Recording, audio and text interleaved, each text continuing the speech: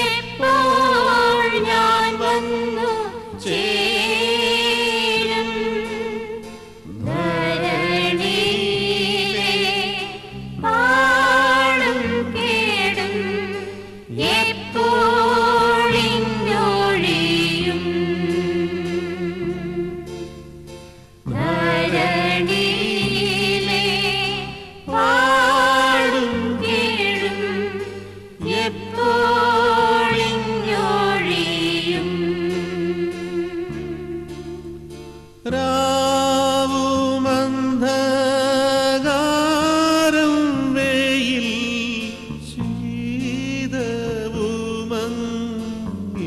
ശീതവുമങ്ങില്ലേ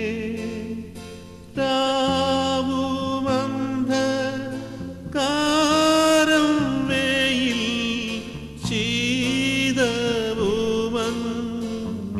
ശീതവുമങ്ങില്ലേ ദീപതുല്യം ശുദ്ധരങ്ങ് ശോഭിച്ചിടുന്നേ ദീപതുല്യം ശുദ്ധരങ്ങ് ശോഭിച്ചിടുന്നേ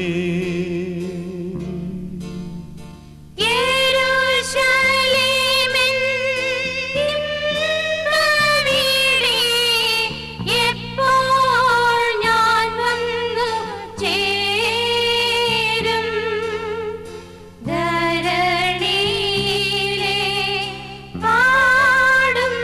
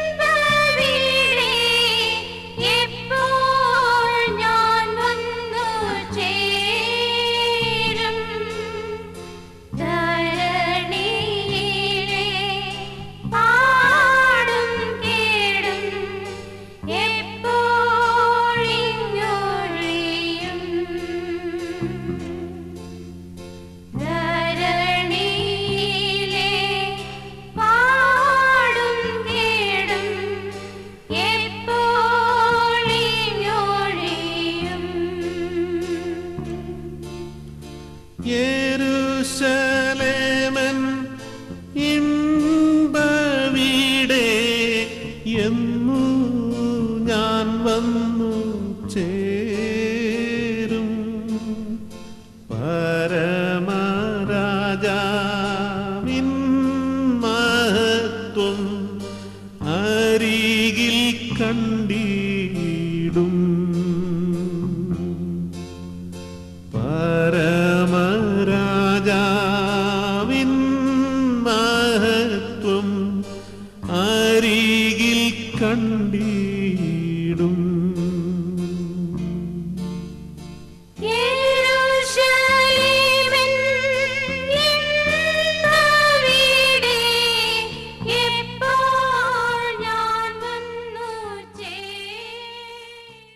മാതാവിൻ്റെ ദർബാറിൽ ഇരിക്കുന്ന പ്രിയപ്പെട്ടവരെ കഴിഞ്ഞ് കടന്നു വന്നിരിക്കുന്ന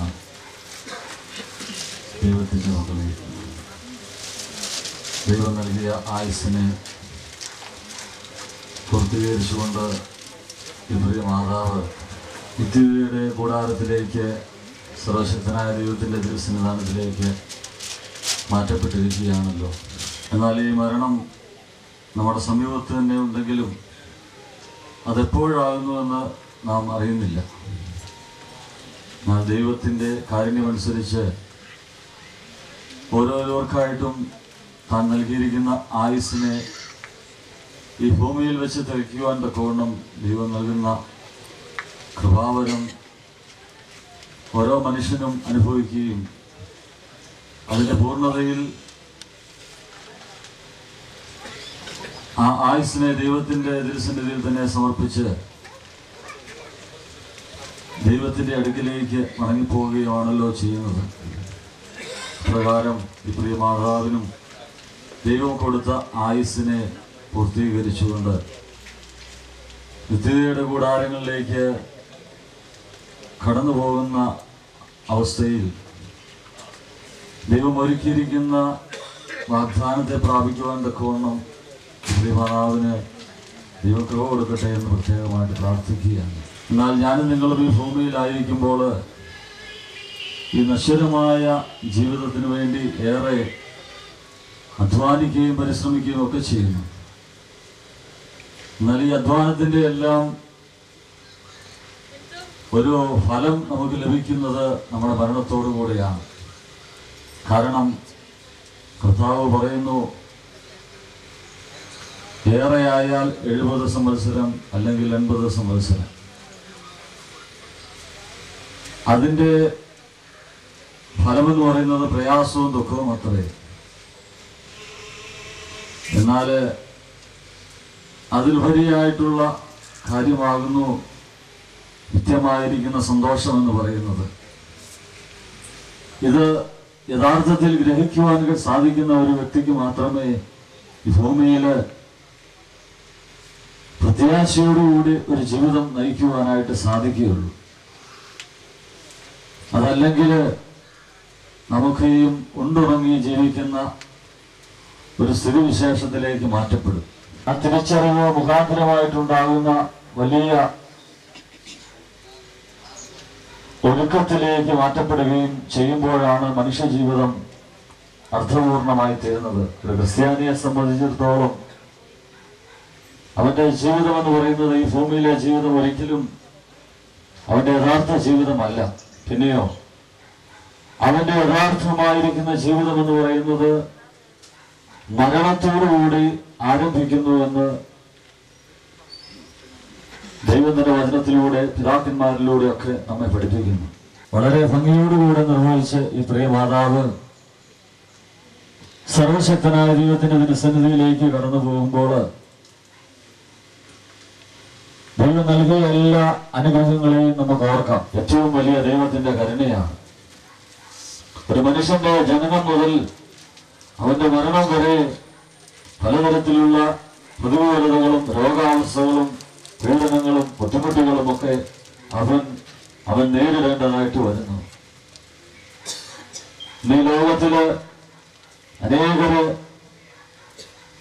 മാനസികമായിട്ടൊക്കെ വളരെ ആരോഗ്യവും ബലവും മറ്റ് സൗകര്യങ്ങളും ഒക്കെ ഉള്ളവരായിട്ട് നിലകൊള്ളുമ്പോൾ നാം വിചാരിക്കും ഇതെല്ലാം ദീർഘകാലത്തേക്ക് നാം അനുഭവിച്ച്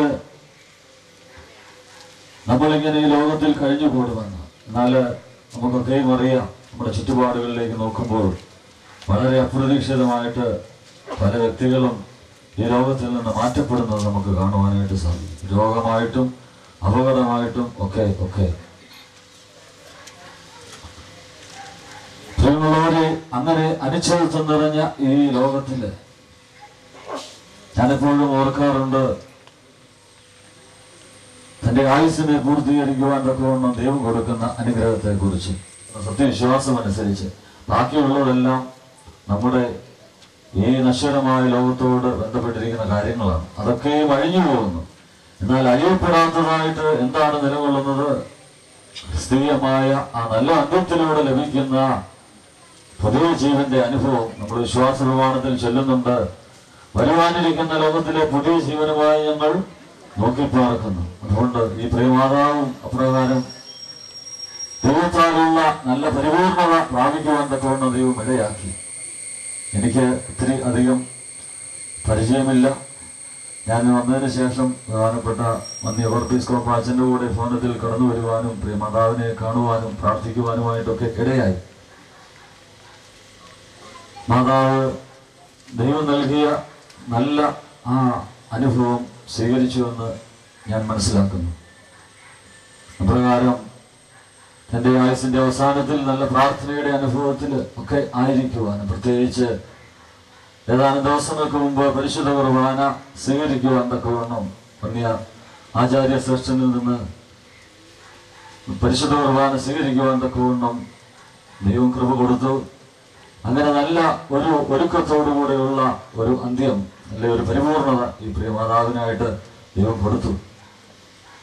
ഈ പ്രിയമാതാവ് ഈ ഭൂമിയിലായിരുന്ന കാലഘട്ടത്തിൽ ഞാൻ വിശ്വസിക്കുകയാണ്, തൻ്റെ ഉത്തരവാദിത്തങ്ങളെയൊക്കെയും വളരെ ഭംഗിയായിട്ട് നിർവഹിച്ചു. കുടുംബത്തിൻ്റെതായിരിക്കുന്ന ഉത്തരവാദിത്തങ്ങൾ വളരെ ഭംഗിയായിട്ട് നിർവഹിച്ചു എന്ന് വളരെ നിസ്സംശയം മനസ്സിലാക്കുവാനായിട്ട് സാധിക്കും.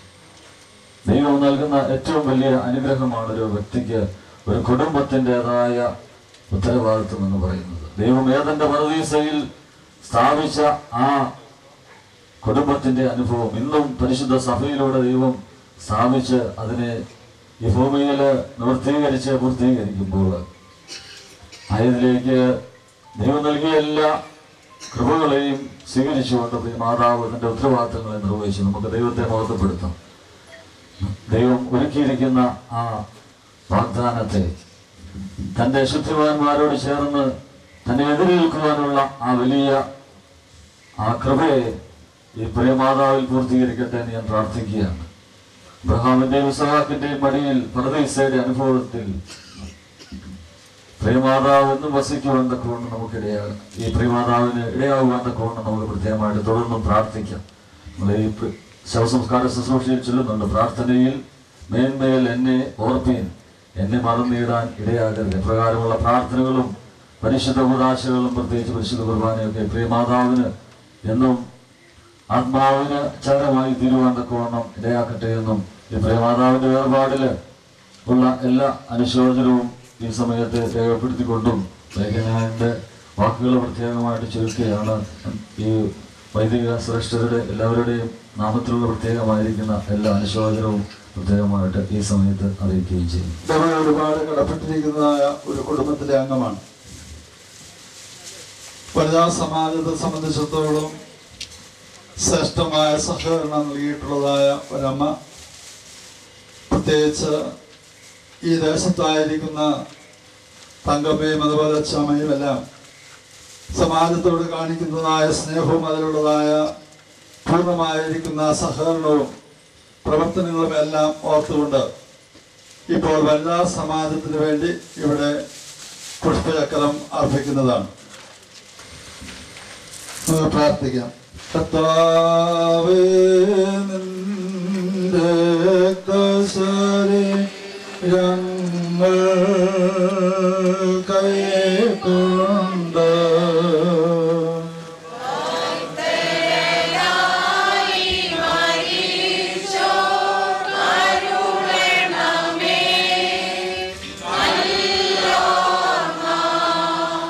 നിന്റെ മഹാ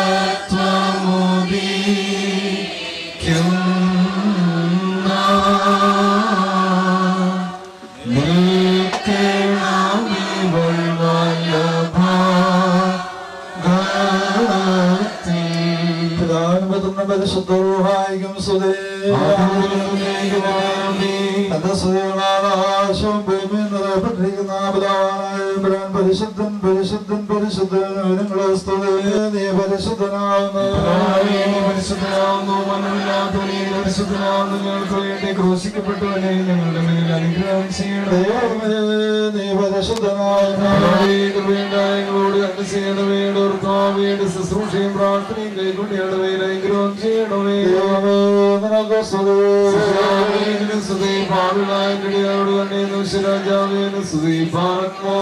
വാഴ്ത്തപ്പെട്ടവളാവുന്നു. നിന്റെ ഒരു വാർത്താവ് വാഴ്ത്തപ്പെട്ടവനാവുന്നു.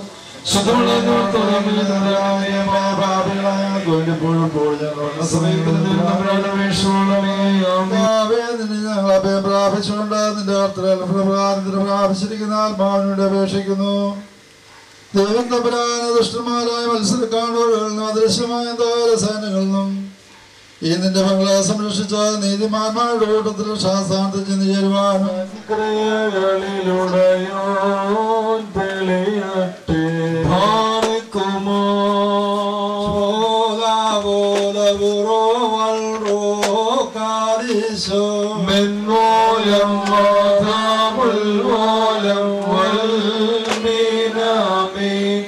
പ്രിയനാം ലാസറിനെ കബറിൽ എഴുന്നേൽപ്പിച്ചോനെ വാഴ്ത്താൻ വന്നിടുവീൻ. പ്രതിഭാസത്തിന്നും വിധവാസുതനെ വിടുവിച്ചോനെ നാം എല്ലായ്പ്പോഴും വിശ്രമമന്യേ സ്തുതി ചെയ്താരാധിക്കണം.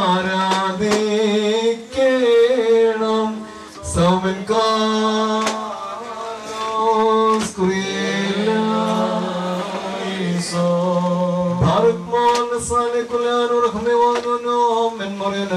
എല്ലാവരും പ്രാർത്ഥിച്ച് കർത്താവിൽ നിന്ന് അനുഗ്രഹങ്ങളും മനോഗുണവും യാചിക്കണോ. അനുഗ്രഹം ചെയ്ത് ഞങ്ങളെ സഹായിക്കണമേ. സ്തുതിയും സ്തോത്രവും പ്രാപും പൊഴിച്ചും മാഞ്ഞു പോവാത്മല്ലാവിനത്യോന്നതയും ഇടപെടാതെ അർപ്പിക്കുവാൻ ദൈവം തമ്പുരാനെ ഞങ്ങളെ യോഗ്യതയുള്ളവരായി തീരുമാറാകണമേ. ബാറക് മോർ മരിച്ചവരെ ജീവിപ്പിക്കുന്നവരും കബറടക്കപ്പെട്ടവരെ എഴുന്നേൽപ്പിക്കുന്നവരും ന്യായാധിപന്മാരുടെ ന്യായാധിപതിയുമായ കർത്താവിനെ സ്തുതി. തന്റെ ദാസിയുടെ മരണാനന്തര ശുശ്രൂഷ നിർവഹിക്കപ്പെടുന്ന ഈ സമയത്തും സകല നേരങ്ങളിലും കാലങ്ങളിലും ആയുസിന്റെ ദിനങ്ങളിൽ എല്ലായ്പ്പോഴും തന്നെ നാം ഓർത്ത് മഹത്വപ്പെടുത്തണം.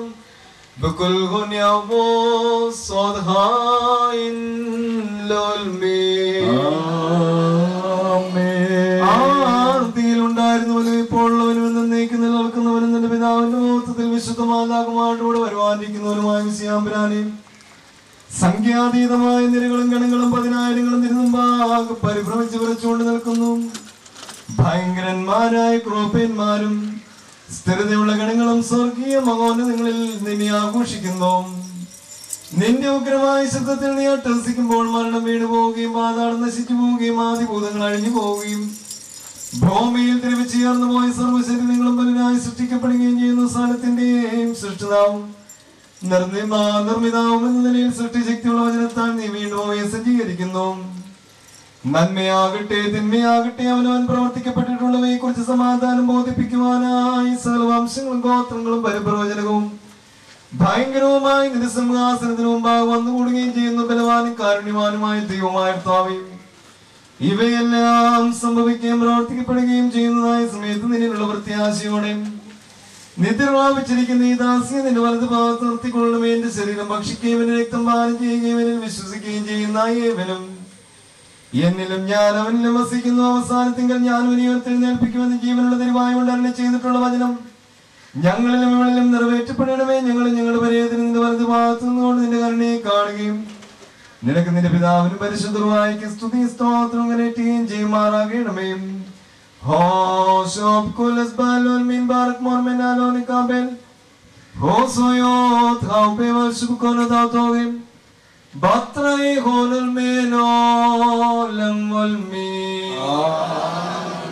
നഗരകവാടം വഴിയായി ഞാൻ പോകും നേരം കേട്ടേനൊരു നാദ ശ്രദ്ധിച്ചേറ്റം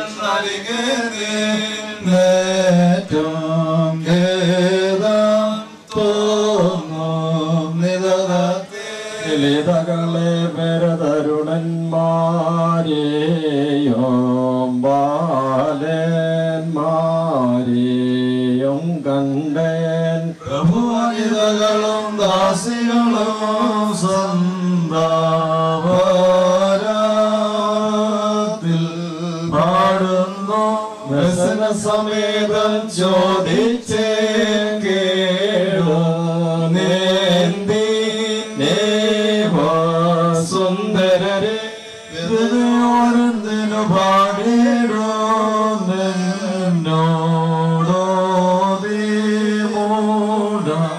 മിണ്ടാതെ കാണുന്നൊരു സൗന്ദര്യം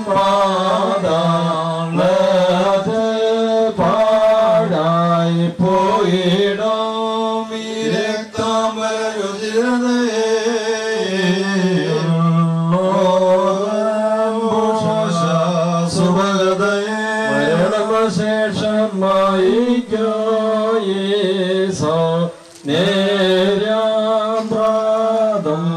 കാലത്തിൽ തെളിവാകും സൂര്യനു തുല്യമേ